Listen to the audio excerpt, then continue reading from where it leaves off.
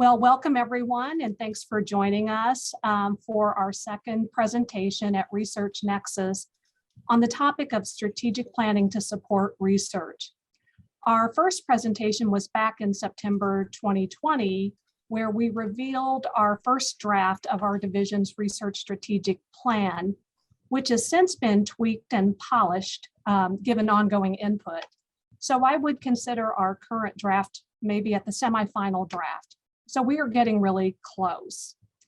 By way of introductions, I am Gaylah Sublette, Vice President of Research and Sponsored Programs at ATSU.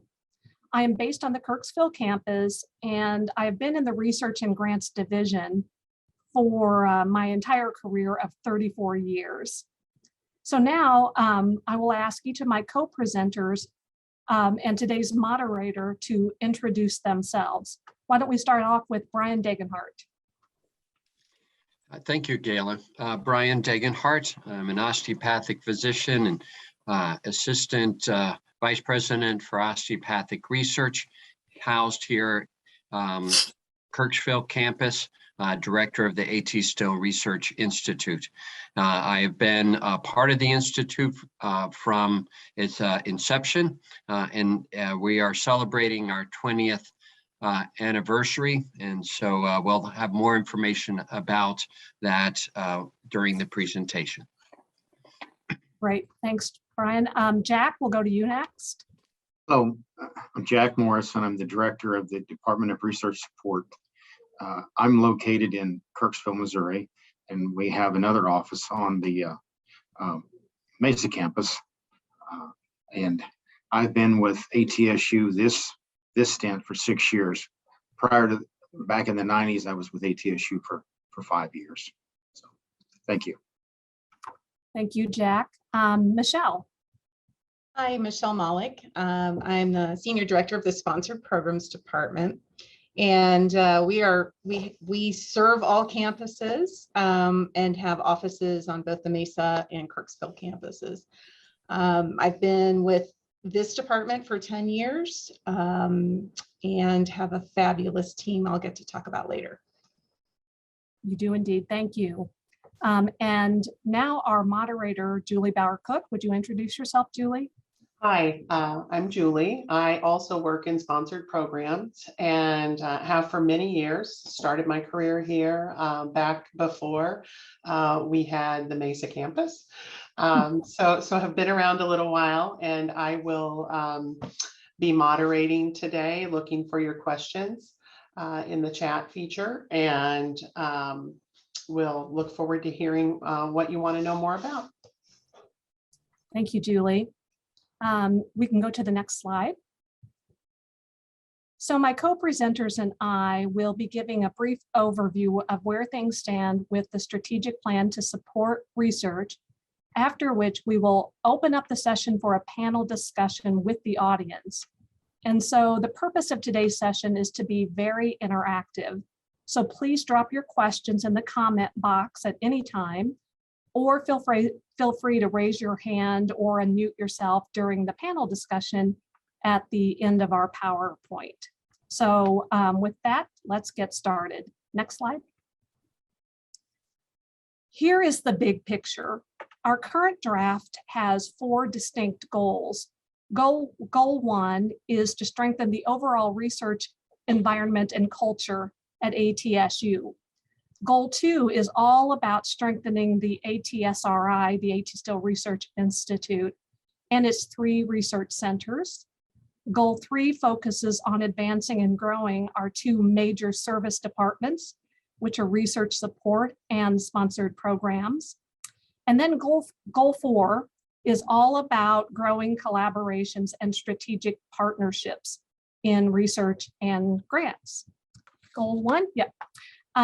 Goal 1, the first goal, is more global in nature and aims to further strengthen the research infrastructure and the culture at AT Still University. The objectives include promoting research awareness, improving research communication and governance, building engagement and the role of the interdisciplinary research committee, strengthening our ATSU regulatory committees along with the chairs, and studying important topics to support research and scholarly innovations at ATSU. Like one topic we might take a look at is protected time for clinical research, perhaps even do a white paper and offer up recommendations. That's one example. So goal 1 intentionally builds on a lot of the progress made in our last strategic plan, which we feel is key in order to keep that positive momentum going forward. Thank you, Gaylah.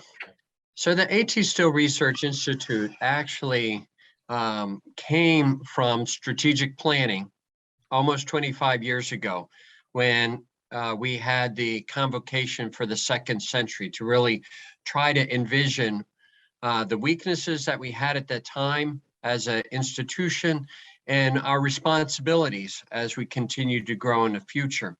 And so despite sometimes the people's reactions to the process of strategic planning, it really does make a difference, and it's really important. And certainly we are taking this strategic plan as a very important step for looking at where we need to go in the future. For the AT Still Research Institute, it was built off of the recognition that we did not have an infrastructure to support clinical research yet within the institution prior to the development of the Research Institute. And since then, it has certainly grown and has had multiple centers over its 20 years of history.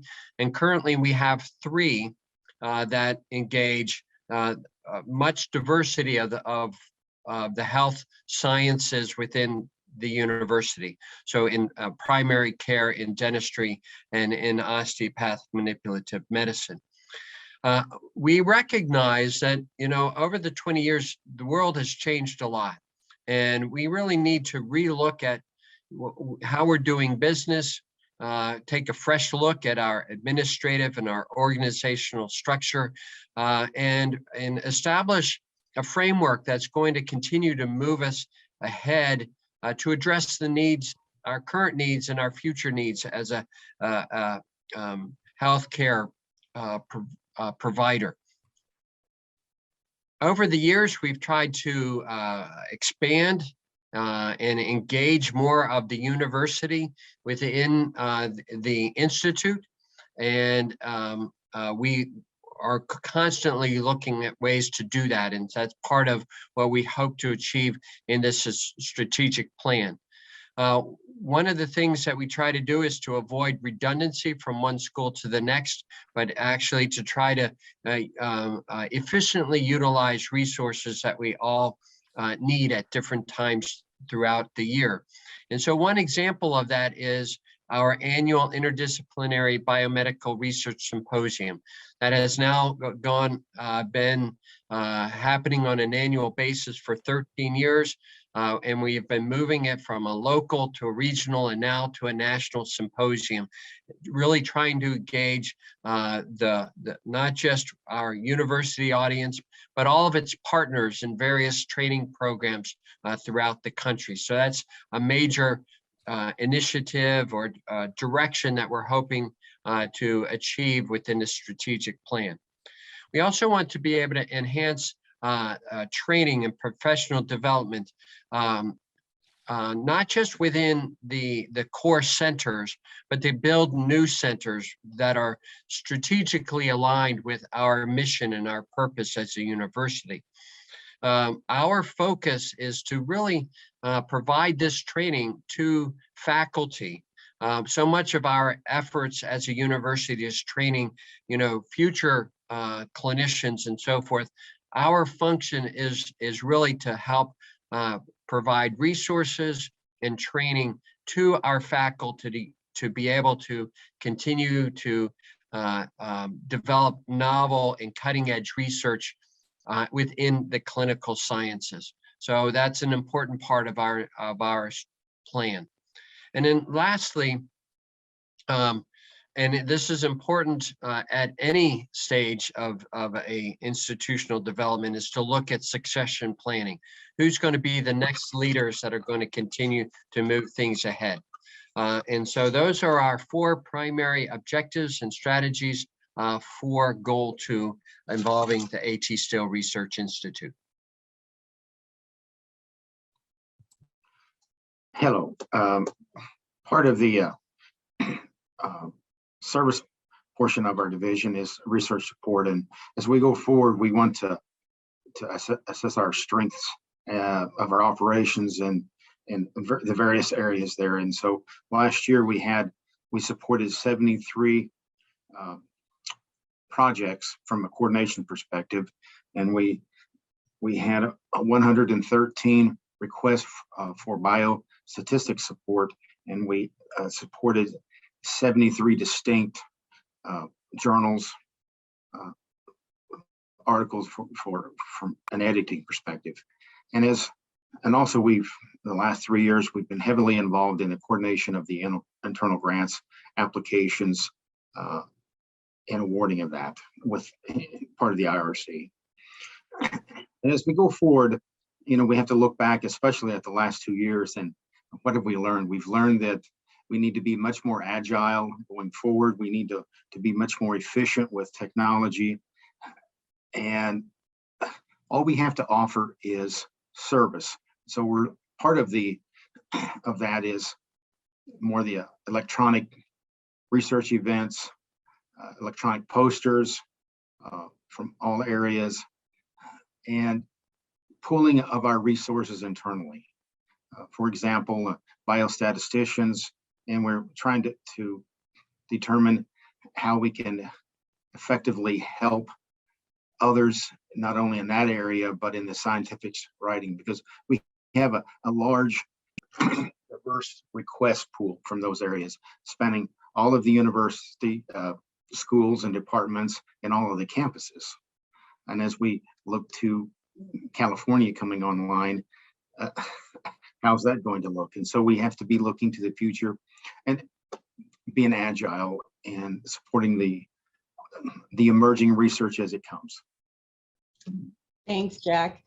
So sponsored programs, much like research support, is a service department. Our primary objective is to secure external funding that helps the university fulfill its mission and meet its strategic goals.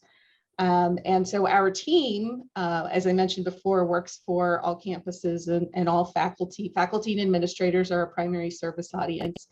And we work very much as a centralized team with, you can't even imagine how much communication between our members within our department.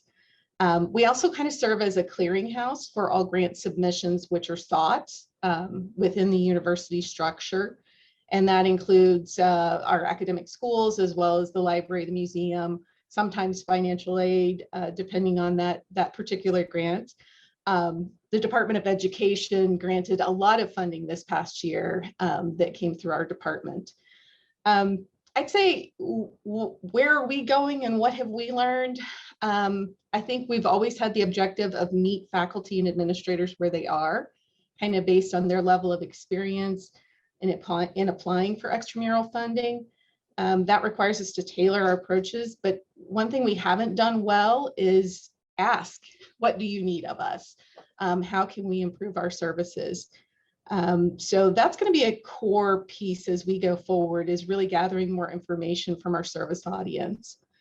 Other things that we know we need to do that are a part of the strategic plan are really auditing the training opportunities and the tools that are available for faculty and administrators, and to be able to reconfigure some of those so that it's much more, in order to meet people where they are, so that it's much more about helping them develop a trajectory and tools that will really get them on a certain course, whether that's a research course or if that's folks wanting to become much more involved in service and education, such as the HRSA grants. Very different skill sets, very different pathways. And so we know we need to do some more work there. The other thing that I would say is really important for us going forward is making sure that our team has the resources, the training needed in order to make these additional steps forward. And so some of that, again, is gap analysis. We have started a great deal of cross training and we'll continue to do that going forward. We may end up with something along the lines of like micro-credentialing to really demonstrate our staff where they have specialty areas. And then I think the other thing in terms of efficiencies that we definitely need to do going forward is to think about our redundancies and our gaps. And some of that will engage industry tools. Some of it may engage things like a grants management system. We very much have a homegrown system at ATSU. Thank you, Gaylah, for planting all of those early seeds. But there are other tools out there, and we may find that we can streamline processes and develop better intersections with the rest of the ATSU enterprise, like UKG and the finance office and things along those lines. If we find the right grant management system that will work for our service audience and also for us. So those are some of the things that we have and feel are really important in the upcoming strategic plan. Thank you, Michelle. And I have you made me think about some things. I appreciate that. And so one of the things that we have upcoming is a new website, internal portal. Our old site, we think it needs a new look and feel, but also we're not able to collect the analytics of where people have been, or more important, where they haven't been. And so we look to be launching that within the next 30 days. Another thing that we're working with is big data, where we have a pilot project that's using the All of Us program in the NIH. And so we hoped in the near future to come out with recommendations on how to best roll that out to researchers within ATSU. One thing that we found out also going forward is that sometimes we get tunnel vision, we get our heads down working on this project, the next project, and just trying to work through the work. We get so busy. We're finding out is there's turnover with faculty and staffs, particularly in the faculty. They don't know we're here. And we've heard that. And so we have to assess on how we're going to continually get our message out that we support all campuses, all schools and departments. So that's going to be some of our challenges going forward. Thank you. Thank you, Jack. And indeed, it is one thing that we have done to address that just recently. We were never on as a division on the new employee orientation program, where we were able to present who we are and what we do. And as of January, our division is now presenting to all new employees and new faculty coming in to tell them about our division and our services, and really inviting people to come work with us early and often. So, we're doing things and moving in the right direction, even while we implement and settle on a new plan. So good point, Jack. Next slide. So goal 4 is specific to enhancing ATSU's portfolio of research by teaming up with strategic internal and external partners. For example, although ATSU is not, a large-scale research-intensive university with 100 million in research funding, we're not that, but there is a lot to be gained from working with those kind of institutions and PIs and collaborating and partnering with others to grow our own research portfolio. For example, one thing that we're seeing a little bit more of these days would be our basic science faculty working with PIs at those large major universities, pulling in and requesting funds through the R01 mechanism at NIH.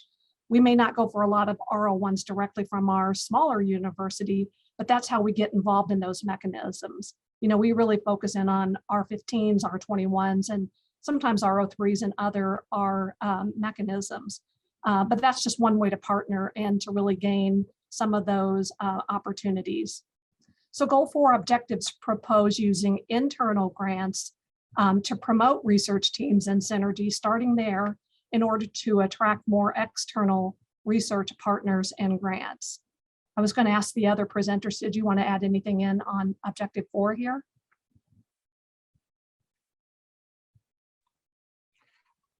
Jack? Well, this is Jack, yes. So going back to the agility and flexibility, especially with the strategic plan, we've our department, research support, needs to look at what if we're asked to better support, whether it's from an electronic perspective or boots on the ground research in a particular underserved area, whether that would be in a string of clinics, et cetera. And so that's one thing that, just an example of looking forward, how can we position ourselves to better support the faculty researchers within the university? Yeah, and the partners that you're talking about, one of our major alliances with NAC and the CHC system, all of that research is really kind of embedded in everything that we're writing and planning here. So that's a really good point. So, it could be big in research universities. It's likely going to be a lot of community-based clinics that have research needs in order to improve patient care. So that's a really good point and really specific to who we are at ATSU. Gaylah, I think I would just add to that. Yes, the partnerships, as we're partnering with larger universities or we're partnering with community-based organizations, we have an obligation to help them in their grantsmanship also. And, as we work together, we find, if you've seen one grants office, you've seen one grants office. So we certainly are learning from other institutions, and we tend to take in a lot and try to make sure that we're not only helping our project directors and investigators to be competitive, but that we're abiding by all the regulatory requirements and the uniform guidance and all of those sorts of things. So all of those external, laws and things that keep people out of jail. So yeah, partnerships with all different sizes of organizations. And it's kind of like our PDs, we have to meet them where they are. Indeed. Good point. Brian, did you want to say something here? Yeah, so one of the new themes coming out of NIH, I heard it from people from AAMC as well, is this idea of team research. And what's new about it versus just establishing collaborations is actually sustained research in specific areas. And that is one of the things that when we look at strategic partnerships, we really want that to be something that, well, this is a nice grant that we can, both mutually benefit from, but how do we sustain foci of research over time with these, major institutions? It helps to build our connections to external and national funders. It helps to build expertise within our faculty. So it's a really important direction for us to move in, and that's certainly part of the strategy for this particular goal. All right. So while we propose division and research specific goals and objectives, our strategic plan to support research fully aligns with the university's overarching new strategic plan. This was done intentionally, so the two would be more synergistic. In other words, ATSU's 5 core themes for 2021 to 28, shown here, will only be further advanced and achieved via research and scholarly innovation and vice versa. That's why we want these plans to live in harmony. They're not the same, but they really do align and I think are supportive of each other. All right, here is a quick timeline for research strategic planning. Our prior 5-year plan was implemented in 2015 to 2020. A final report highlighting significant progress was completed in 2020, 2021.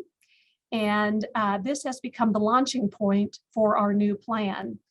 Over the last 2 years during this thing that we called a pandemic, pretty tough times, we have been reflecting on the past, the present, and the future of research and grants at ATSU. This reflection has involved a wide array of input from internal and external stakeholders like you on this session. We just want to make sure that we get it right, so we're taking the time to get it right. Our new 7-year strategic plan to support research will likely be fully vetted and launched, we hope by this summer. We're getting close, and certainly before the end of this calendar year. Key to our plan is an annual review and recalibration, which will allow us to shift strategies in real time based on real circumstances. Some of those things we don't even know right now. We have to be ready for the unknown.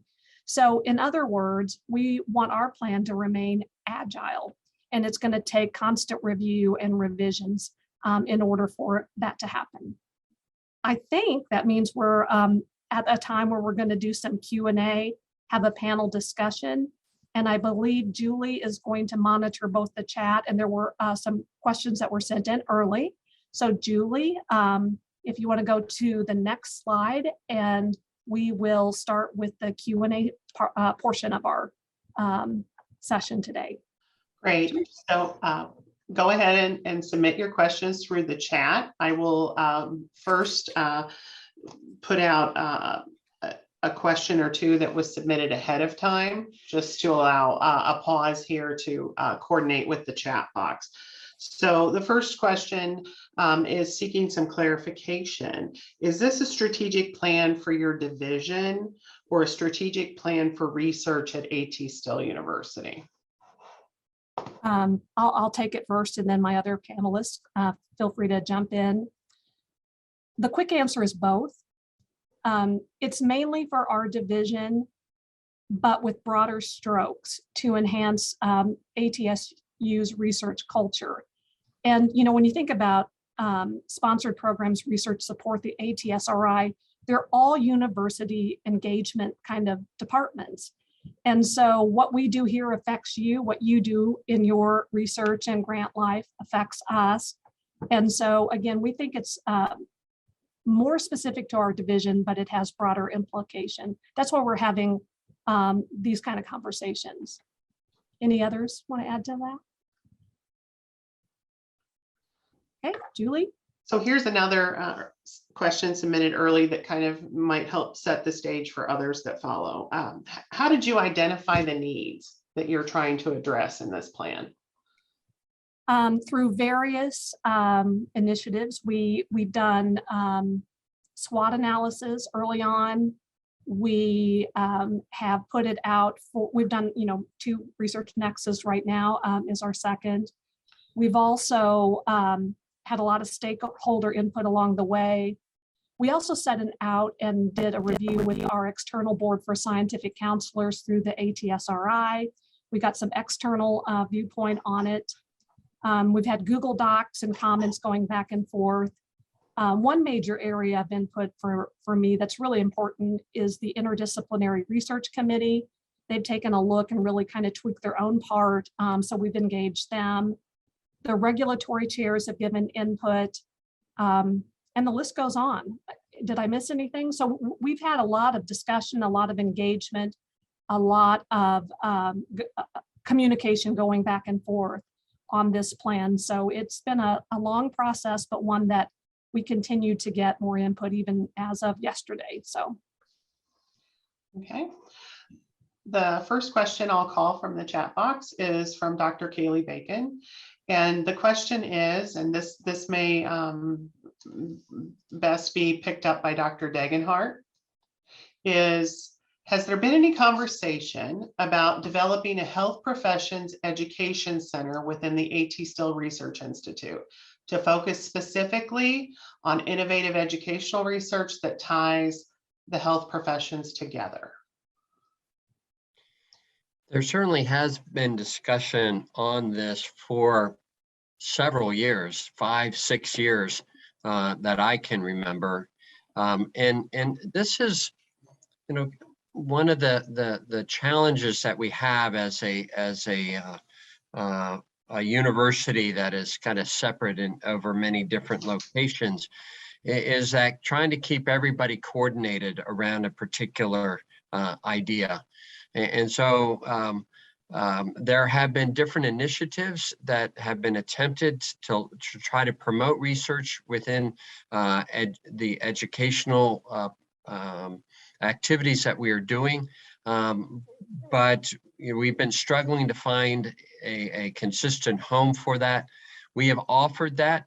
We've tried to work with those that have been, involved in trying to promote this type of work. So absolutely, this would be an initiative that would fit with the strategic plan as it's currently is written, and would be something that I think would meet the university's strategic plan and just long time goal and mission. So I think it's an important idea that needs to be pursued.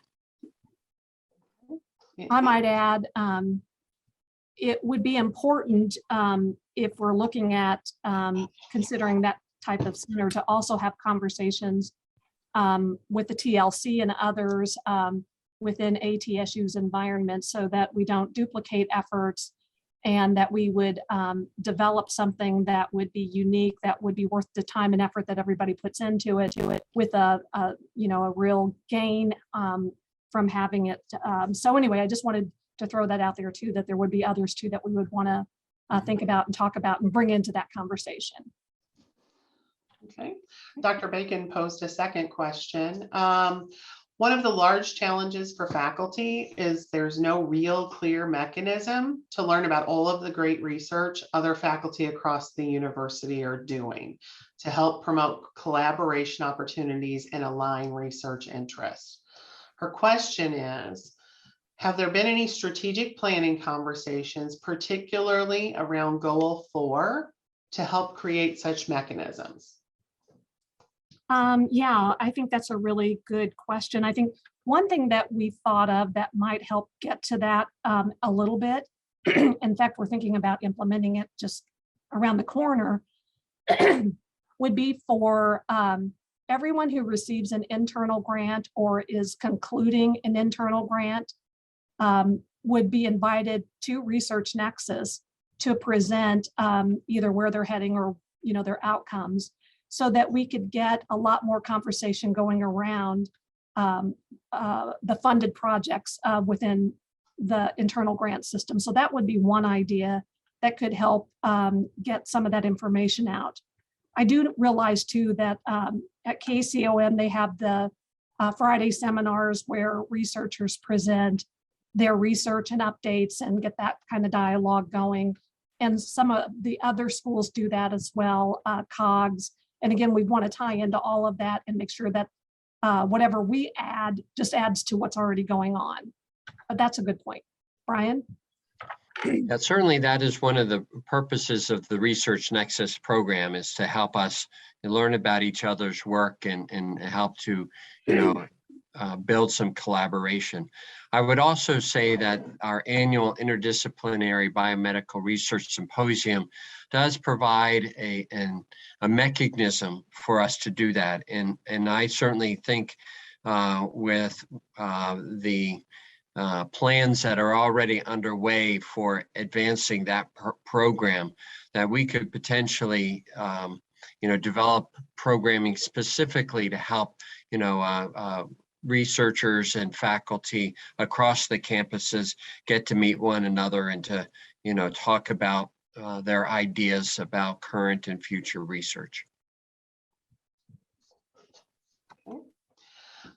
In looking at the chat box, I'm going to attempt to group some ideas and questions that might be thematically linked.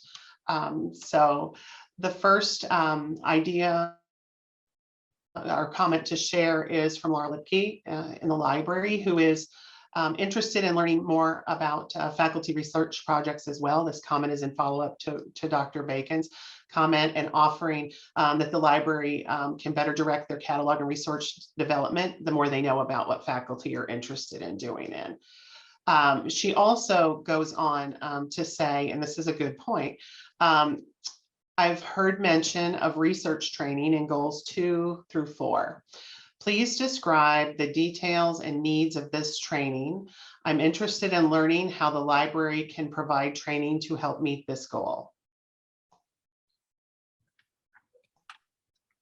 Again, I think that's a really good question. And the fact that the library is doing a phenomenal job of helping to take people where they are, meet faculty where they are, and help them on their research pathway. I think I've seen just an explosion of those opportunities in the last year or two. So we wouldn't want to duplicate that, but we would want to feed into that as much as possible. Any other comments from the panelist on that specific question? We do believe that, research training, again, there are various needs and levels of that required throughout our faculty. We have some faculty who are trained scientists and know the research process, and we have others that are clinical and they don't know as much about that process. So we would want to, again, meet people where they are, make sure that everyone feels comfortable coming into that training pathway. But I would probably want to talk with the library about what is it we can do that would add on to what the library is already doing. And that follows up very nicely with another comment from Laura here, is that, and I agree with what she's saying, as research evolves throughout the university, especially with R01 type, other, type collaborations, literature reviews become more complex, require more protocols. She would like to meet with the department to develop a collaboration with the librarians for these services. I think that's a tremendous suggestion. It is, and the opportunity to get there together. I just can't understate where the library, what value add they have provided all of our faculty in the area of research training and publication services. And so again, we want to make sure to have that conversation, and I do appreciate the collaboration with the library. So we have a couple of questions here that are on the same topic. The first I'll read from Laura Lipke, the other from Dr. Elmsley. Both are on the topic of the Interdisciplinary Research Committee. So Laura asks, would you please provide more information regarding the Interdisciplinary Research Committee? Who would comprise this committee? What would the objectives be?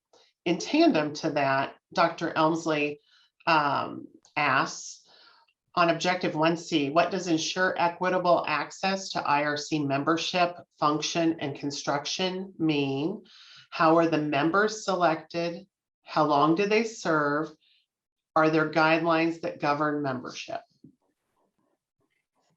So it sounds like the next few minutes are going to be talking about the IRC. And again, we have Jack and Allison, I believe, who are the co-chairs of the IRC. They're with us today.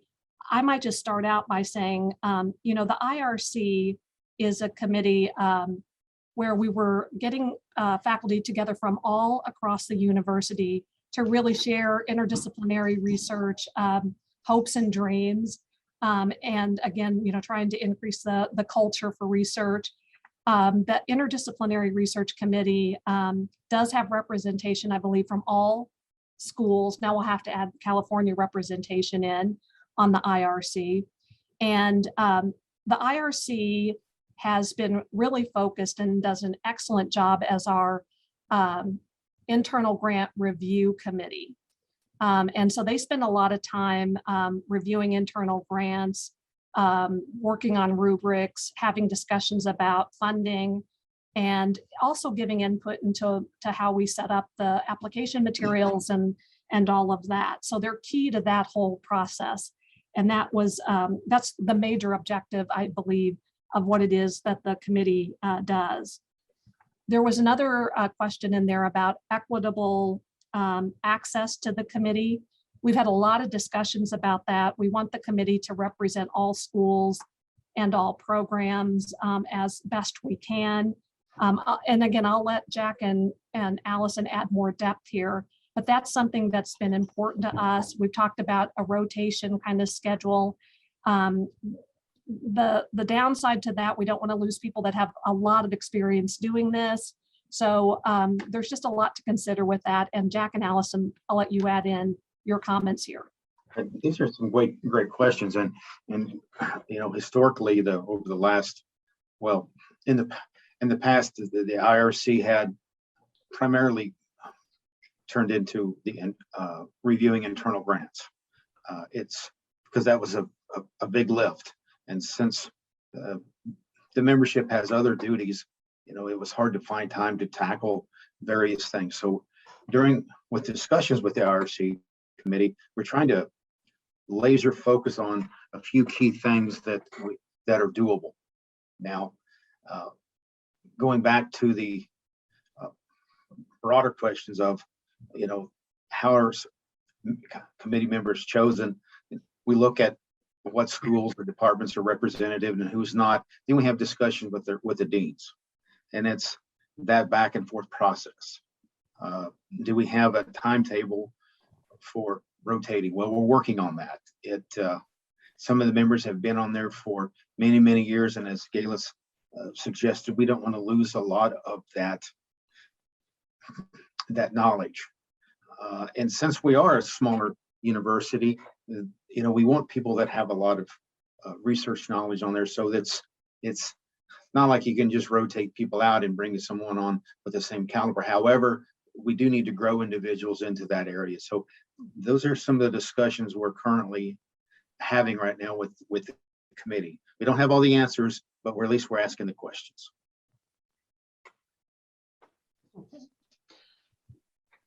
In follow-up to some of the earlier comments about learning more about where faculty interests are, where activity is happening for collaboration, Dr. Allison Snyder brings up 2 publications that also help share what others are doing in terms of research are the Grants and You newsletter, which is published by Sponsored Programs, and the research newsletter from Research Support that highlights publications and presentations that come from within the university. Added into that, in-person and virtual presentation of research would be a nice addition to the research culture she suggests. Dr. Spolarich mentions that many faculty present during the Research Nexus program, which is open to the university.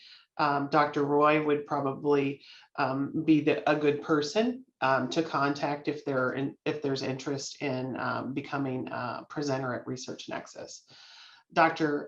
Kim Perry says that she's found the library to be extremely helpful as she prepared her scholarly work for contributing to the 2021 NIH NIDCR Oral Health in America report. So kudos to the library on that. And circling back, Dr. Roy asks, is there a vision of RGSI taking a central role in approval and execution of all research that is done in the university, or is it already done? We don't own research. I'll say that. I really see our division as more of a support system for the research that is being done throughout the university.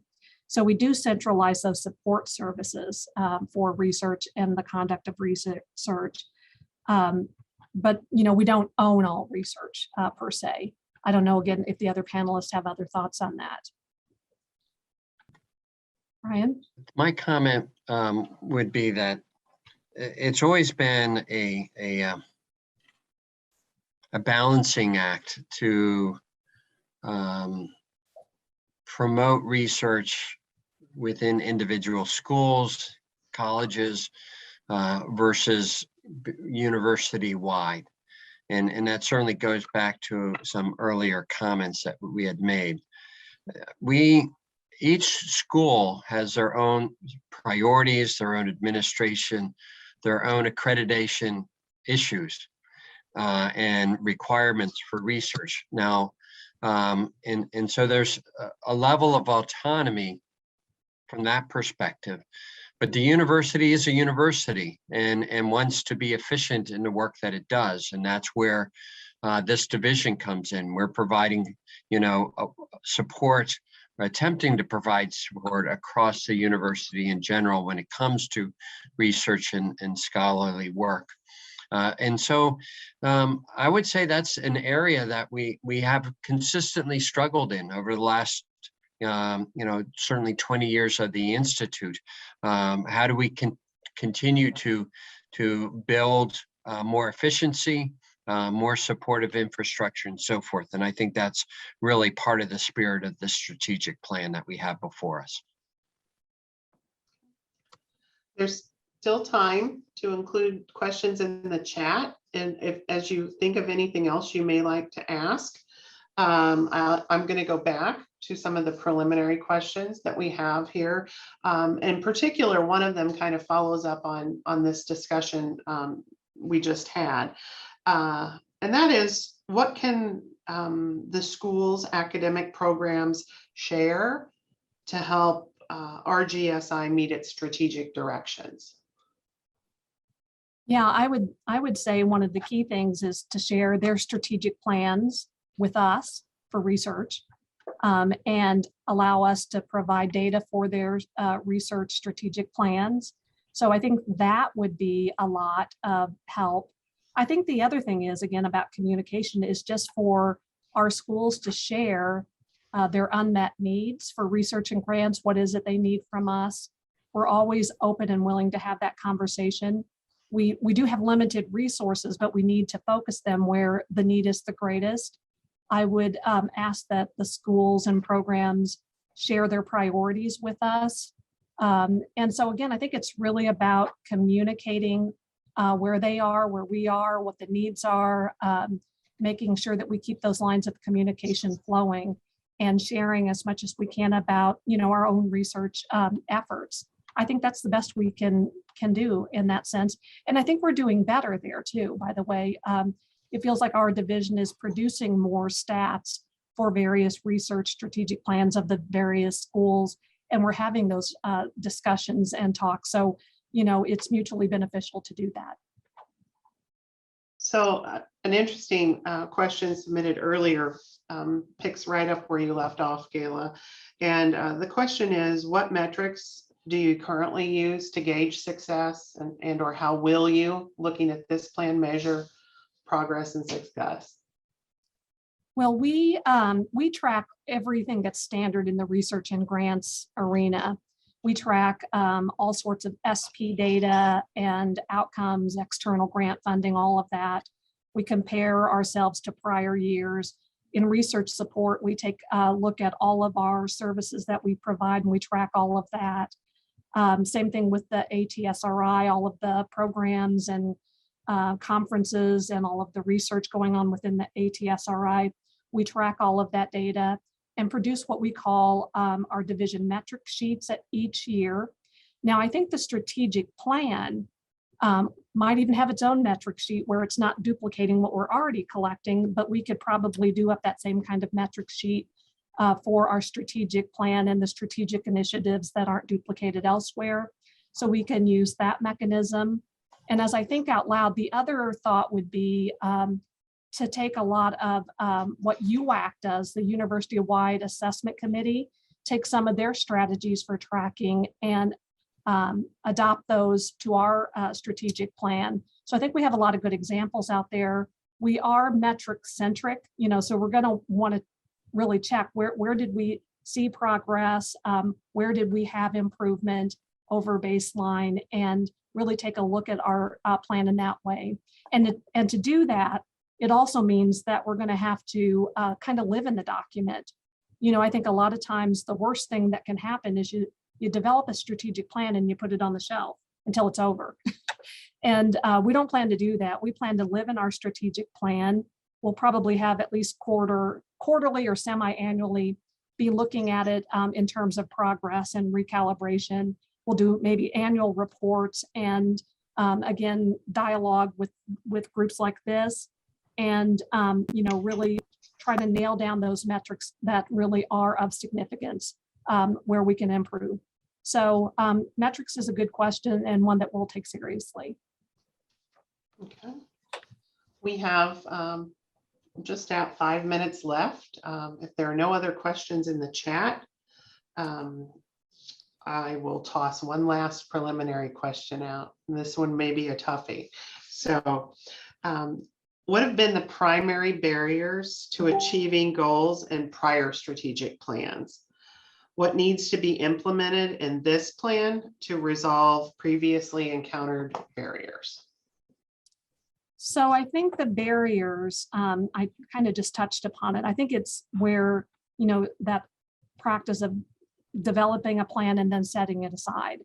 Unless you keep your eye on it and you continue to tweak it, I think that it can kind of die on the vine. So that's been a barrier. I think the other barrier that comes to mind would be being too rigid with it. And again, not allowing it to be agile, not allowing it to kind of change with the times. And we're talking about the strategies. I think the goals and objectives will remain intact, but how we get there, I think we're going to have to see what the future holds for us. And if we write in our plan that it is agile and we're going to do that process, I think that's going to be really important not to have it fail. And I'll ask others, Brian.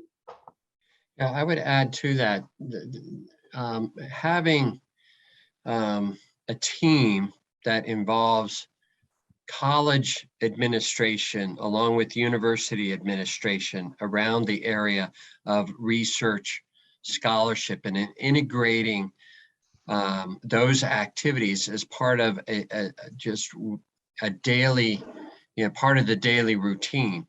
That has often been a significant disconnect.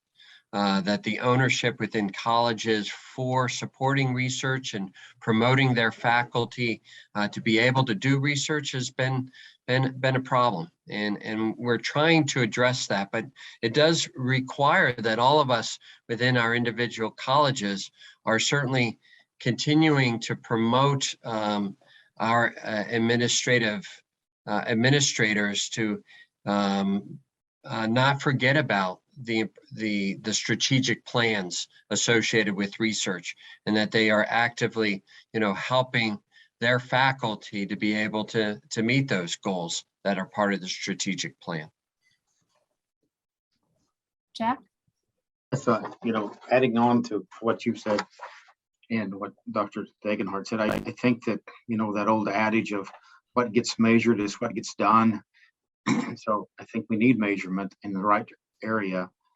And sometimes, as you said, Gaylah, that you have this plan, then something comes along, then it's just dropped. I think that more awareness to that change, more awareness as we do get agile and there is a shift, not only in a slight direction, but in metrics, and make that aware to the university. So communications, and I believe events like this are very beneficial to getting the word out. We have a lot of silos that develop because of lack of communications, or people are just heads down and don't realize other things are going on. And so it's a kind of a hard egg to crack, but I think that the more awareness that we have through events like this and others, the better off we'll be. Thank you. Michelle, did you have anything to add? Don't on that per se, but I did see in the chat a question from Dr. Elmsley that if I could address that one, that would be helpful. Dr. Elmsley asks what aspects of an outside grants management system would take over for the SP department, and he provides a compliment about our responsiveness and concern that if we used outside sources, some of that responsiveness could be lost. So first, let me thank you for the compliment. I definitely want to pass that along to my team. And this is what I would say first. Our team is very human driven. So we do try to be very responsive. There's a lot of human work in not just decision making, but data entry. And there are definitely places where we could utilize software to reduce redundancy and to help make sure that information carries through the full life cycle of a grant, from application through funding and closeout. So we don't want to take away any of that human responsiveness, the human interaction, and again, talking about how we can help people with their trajectory and moving forward. If we could free things up in terms of the redundancies in the data entry and some of those types of things that a grants management system can do, I think we can still retain that kind of one-on-one interaction with our faculty and administrators. So I don't know if that answers your question, but that's the intention behind it. Exactly. And I think that, it would make the SP team more efficient to do that human interaction.